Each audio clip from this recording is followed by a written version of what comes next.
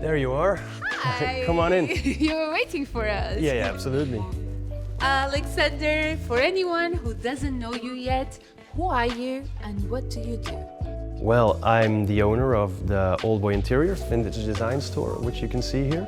I spend my time making a curation of the most beautiful, best pieces I can find. I do it here in Belgium, in France, in Italy, well, everywhere actually, yeah, in Europe at least.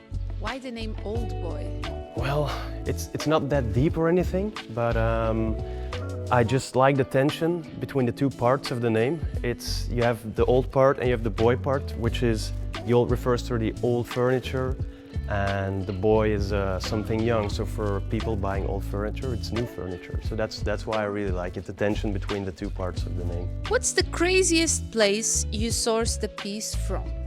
It's a place where you would least expect to find it, and it happens a lot in Belgium. It's mostly like very normal, modest houses with normal interior, normal furniture inside, and then all of a sudden there's one big beautiful design piece that's super rare, that has a beautiful name to it. And that happens a lot, just people with regular furniture and then one gem that you would not expect to find in a normal house. So I would say places where you would least expect it. Alex, show me the piece you are most emotionally attached to, and what's the story behind it? Well, I would say the sideboard where we're at now.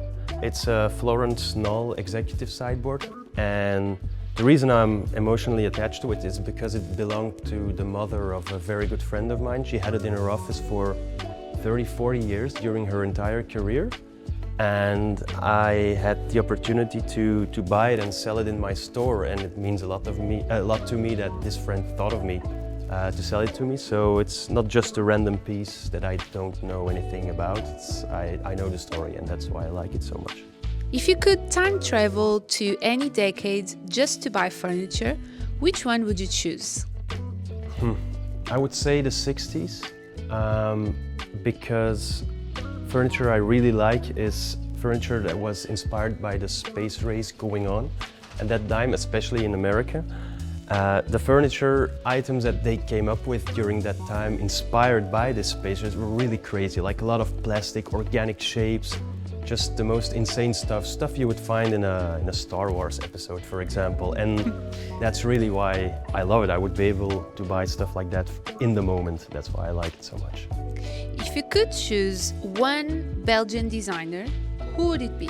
I would say Alfred Hendricks, because he's very well known in Belgium, but not around. I mean, not in other places besides Belgium, and he really deserves the international recognition, I think, because he's a very versatile designer. He's not cheap, but it's not the most expensive one, so a lot of people would be able to afford an Alfred Hendricks piece, and I just wish everyone had one. The designer really deserves more international fame than he does right now. One tip for someone buying their first vintage item. What should they pay attention to? I would say check if the item is really old, because there's a lot of fakes at the moment. Especially if you buy stuff on markets. Not all dealers are as